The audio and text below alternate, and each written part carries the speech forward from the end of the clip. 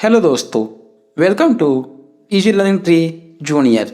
आज के Hindi podcast series में हम सुनेंगे तमिल भाषा के कहानीकार सुंदरा रामास्वामी की कहानी टिकट एल्बम, जिसका हिंदी अनुवाद सुमित अय्यर ने किया है। अब रजप्पा को कोई नहीं पूछता। आजकल सब के सब नागराजन को घिरे रहते हैं। नागराजन घमंडी हो गया है। रजप्पा सारे लड़कों में करता फिरता, पर लड़के भला कहाँ उसकी बातों पर ध्यान देते हैं। नागराजन के मामा जी ने सिंगापुर से एक एल्बम भिजवाया था, वो लड़कों को दिखाया करता। सुबह पहली घंटी के बजने तक सभी लड़के नागराजन को घेर कर एल्बम देखा करते हैं। आधी छुट्टी के वक्त भी उसके आसपास लड़कों का जमघट लगा रहता। कई लोग टोलियों में उसके घर तक हो आए। नागराजन शांतिपूर्वक सभी को अपना एल्बम दिखाता, पर किसी को हाथ नहीं लगाने देता। एल्बम को गोद में रख लेता और एक एक पन्ना पलटता। लड़के बस देखकर खुश होते। और तो और कक्षा की लड़कियां भी एल्बम को देखने के लिए उत्सुक थी। पार्वती लड़कियों की अगवा बनी और एल्बम मांगने आई। लड़कियों में वही तेज तर्रार मानी जाती थी। नागराजन ने कवर चढ़ाकर एल्बम उसे दिया। शाम तक लड़कियां एल्बम देखती रही, फिर उसे वापस कर दिया। अब रजप्पा की एल्बम को कोई पूछने वाला नहीं था। वाकई उसकी शान अब घट गई थी। रजप्पा के एल्बम की लड़कों में काफ़ी तारीफ रही थी। मधुमक्खी की तरह उसने एक एक करके टिकट जमा किए थे। उसे तो बस एक यही धुन सवार थी। सुबह 8 बजे वह घर से निकल पड़ता। टिकट जमा करने वाले सारे लड़कों के चक्कर लगाता। 2 ऑस्ट्रेलिया के टिकटों के बदले एक फिनलैंड का टिकट लेता, 2 पाकिस्तान के बदले एक रूस का। बस शाम जैसे ही घर लौटता, बस्ता कोने में पटक कर अम्मा से चबेना लेकर निकर की जेब में भर लेता और खड़े खड़े कॉफ़ी पीकर निकल जाता। 4 मील दूर अपने दोस्त के घर से कनाडा का टिकट लेने पगडंडियों में होकर भागता। स्कूल भर में उसका एल्बम सबसे बड़ा था। सरपंच के लड़के ने उसके एल्बम को 25 रुपये में खरीदना चाहा था, पर रजप्पा नहीं माना। घमंडी कहीं का, रजप्पा बड़बड़ाया। फिर उसने तीखा जवाब दिया था, तुम्हारे घर में जो प्यारी बच्ची है ना, उसे दे दो ना 30 रुपये में। सारे लड़के ठहाका मारकर हंस पड़े थे, पर अब कोई उसके एल्बम की बात तक नहीं करता। और तो और सब उसके एल्बम की तुलना नागराजन के एल्बम से करने लगे हैं। सब कहते हैं रजप्पा का एल्बम फिसड्डी है, पर रजप्पा ने नागराजन की एल्बम को देखने की इच्छा कभी नहीं प्रकट की। लेकिन जब दूसरे लड़के उसे देख रहे होते तो वह निजी आंखों से देख लेता। सचमुच नागराजन का एल्बम बेहद प्यारा था, पर रजप्पा के पास जितने टिकट थे उतने नागराजन के एल्बम में नहीं थे। पर खुद उसका एल्बम ही कितना प्यारा था, उसे छू लेना ही कोई बड़ी बात थी। इस तरह का एल्बम यहाँ थोड़ी मिलेगा। एल्बम के पहले पृष्ठ पर मोती जैसे अक्षरों में उसके मामा ने लिख भेजा था, AM नागराजन। इस एल्बम को चुराने वाला बेशर्म है। ऊपर लिखे नाम को कभी देखा है? ये एल्बम मेरा है। जब तक घास हरी है और कमल लाल, सूरज जब तक पूर्व से उगे और पश्चिम में छिपे, उस अनंत काल तक के लिए ये एल्बम मेरा है, रहेगा। लड़कों ने इसे अपने एल्बम में उतार लिया। लड़कियों ने झट कापियों और किताबों में टिप लिया। तुम लोग ये नकल क्यों करते हो, नकलची कहीं के। रजप्पा ने लड़कों को घुर्की दी। सब चुप रहे, पर कृष्णन से नहीं रहा गया। जा जा, जलता है ईर्ष्यालु कहीं का। मैं काहे का जलूं, जले तेरा खानदान। मेरा एल्बम उसके एल्बम से कहीं बड़ा है। रजप्पा ने शान बघाड़ी। अरे उसके पास जो टिकटें हैं वह तेरे पास सब क्यों, बस एक इंडोनेशिया का टिकट दिखा दो। अरे पानी भरोगे? हाँ, कृष्णन ने छेड़ा। पर मेरे पास जो टिकट है वो कहाँ है उसके पास? रजप्पा ने फिर ललकारा। उसके पास जो टिकट है वही दिखा दो। कृष्णन भी कम नहीं था। ठीक है, 10 रुपये की शर्त, मेरे वाले टिकट दिखा दो। तुम्हारा एल्बम कूड़ा है, कूड़ा। कृष्णन चीखा। हाँ हाँ, कूड़ा।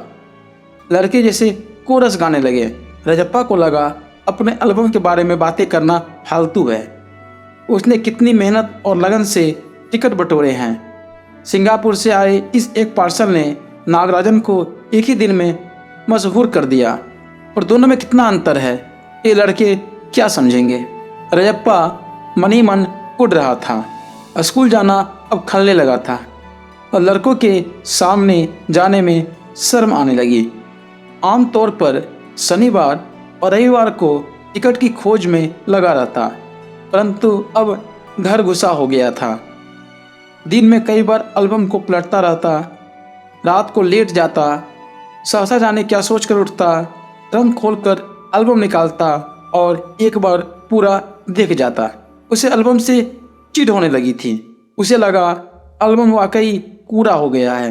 उस दिन शाम उसने जैसे तय कर लिया था, वो नागराजन के घर गया। अब कोई कितना अपमान सहे। नागराजन के हाथ अचानक एक एल्बम लगा है, बस यही ना। वह क्या जाने टिकट कैसे जमा किए जाते हैं, एक एक टिकट की क्या कीमत होती है, वो भला क्या समझे। सोचता होगा टिकट जितना बड़ा होगा वो उतना ही कीमती होगा, या फिर सोचता होगा बड़े देश का टिकट कीमती होगा, वो भला क्या समझे। उसके पास जितने भी फालतू टिकट हैं उन्हें टरकाकर उससे अच्छे टिकट झाड़ लेगा। कितनों को तो उसने यूं ही उल्लू बनाया है। कितनी चालबाजी करनी पड़ती है। नागराजन भला किस खेत की मूली है। रजप्पा नागराजन के घर पहुंचकर ऊपर गया। चूंकि वह अक्सर आया जाया करता था, सो किसी ने नहीं टोका।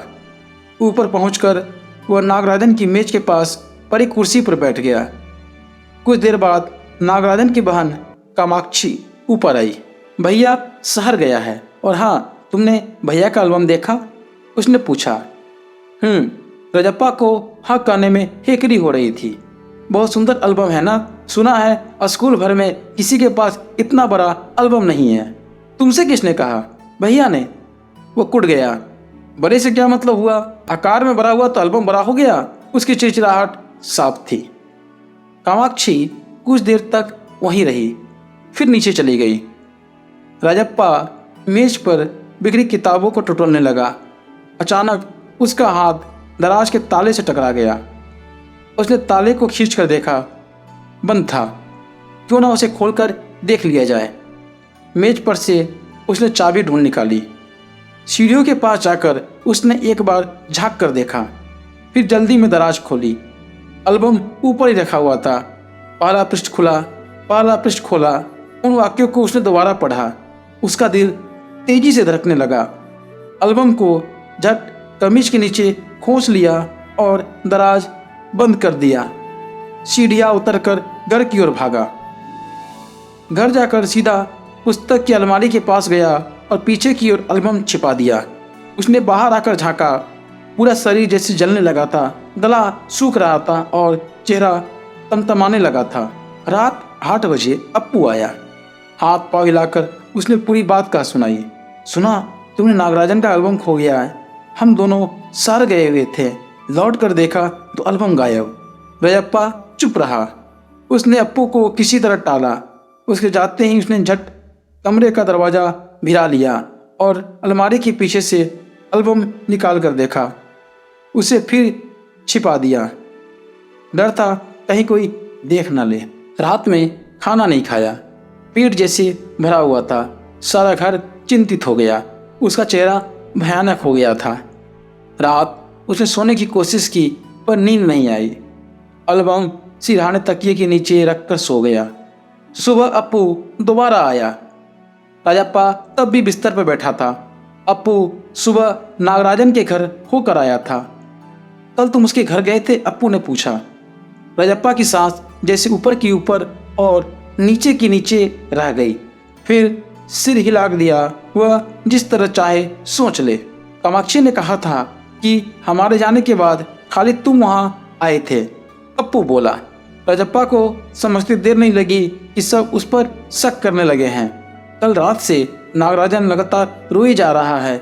उसके पापा शायद पुलिस को खबर दे, अप्पू ने फिर कहा। राजप्पा फिर भी चुप रहा।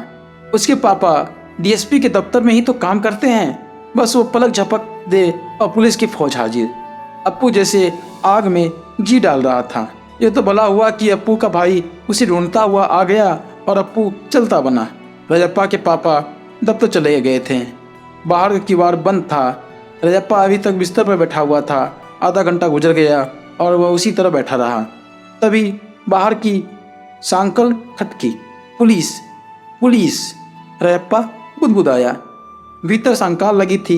दरवाजा खटकने की आवाज़ तेज हो गई। रजप्पा ने तकिए के नीचे से एल्बम उठाया और ऊपर भागा। अलमारी के पीछे छिपा दे? नहीं, पुलिस ने अगर तलाश ली तो पकड़ा जाएगा। एल्बम बुक कमीज के नीचे छिपाकर वह नीचे आ गया। बाहर का दरवाजा अब भी बज रहा था।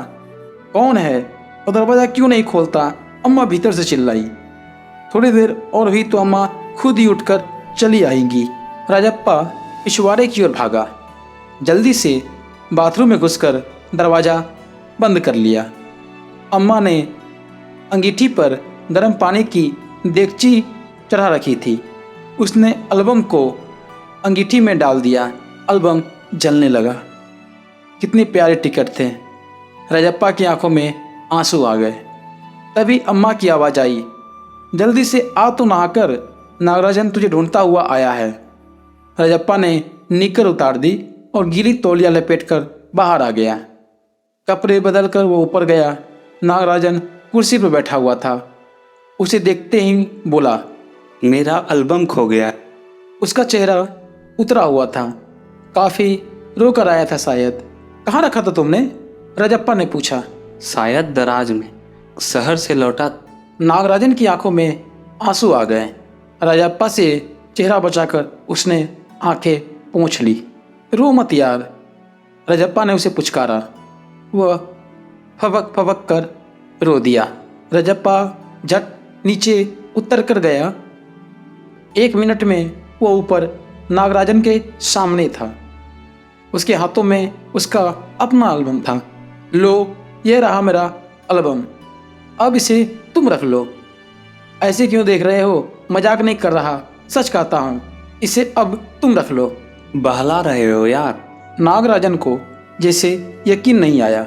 नहीं यार, सचमुच तुमको दे रहा हूँ, रख लो। रजप्पा भला अपना एल्बम उसे दे दे, कैसा चमत्कार है। नागराजन को अब भी यकीन नहीं आ रहा, पर रजप्पा अपनी बात बार बार दोहरा रहा था। उसका गला भर आया था। ठीक है, मैं इसे रख लेता हूँ, पर तुम क्या करोगे? मुझे नहीं चाहिए। क्यों? तुम्हें एक भी टिकट नहीं चाहिए? नहीं। पर तुम कैसे रहोगे बगैर किसी टिकट के? रोता क्यों है यार? ले, इस एल्बम को तू ही रख ले। इतनी मेहनत की है तूने। नहीं, तुम रख लो, लेकर चले जाओ। जाओ, चले जाओ, चले जाओ यहाँ से। वो चीखा और फूट फूट कर रो दिया। नागराजन की समझ में कुछ नहीं आया। वो एल्बम लेकर नीचे उतर गया। कमीज से आंख पोंछता हुआ रजप्पा भी नीचे उतर आया। दोनों साथ साथ दरवाजे तक आए। बहुत बहुत धन्यवाद, मैं घर चलूं? नागराजन सीढ़ियाँ उतरने लगा। सुनो राजू, रजप्पा ने पुकारा। नागराजन ने उसे पलट कर देखा। एल्बम दे दो, एल्बम दे दो। मैं आज रात जी भर कर इसे देखना चाहता हूँ। कल सुबह तुम्हें दे जाऊँगा। ठीक है। नागराजन ने उसे एल्बम लौटा दी और चला गया। रजप्पा ऊपर आया। उसने दरवाज़ा बंद कर लिया और एल्बम को छाती से लगाकर फूट फूट कर रो दिया।